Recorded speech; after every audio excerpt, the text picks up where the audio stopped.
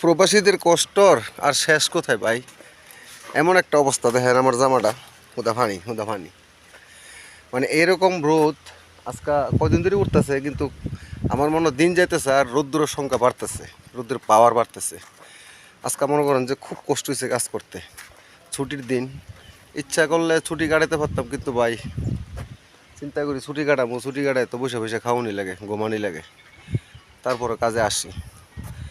তো কেমন আছেন? শুভ দুপুর। মালয়েশিয়ার টাইম 3টা, বাংলাদেশের টাইম এখন 1টা বাজে। তো আমার ভিডিওটা যে যেখান থেকে দেখতেছেন, ইনশাল্লাহ আপনারা একটু শেয়ার বা কমেন্ট লাইক করবেন আশা করি, আর আমার পাশে থাকবেন। ভাই সত্যি কথা বলতে কি, ভালোভাবে ভিডিও দিতে পারি না, ভালো কোয়ালিটি ভিডিও দিতে পারি না, ভালোভাবে কথা বলতে পারি না, কারণ এরকম পরিশ্রম করিয়া আর ভিডিও বানাতে ইচ্ছা হয় না। তারপরও যতটুকু ছাড়ি, আপনারা যদি পাশে থাকেন, উৎসাহ দেন, তাইলে আরও ভালো করার চেষ্টা করব এবং সময় নিয়ে কাজ করব। তো ভালো থাকেন, সুস্থ থাকেন। আসসালামু আলাইকুম।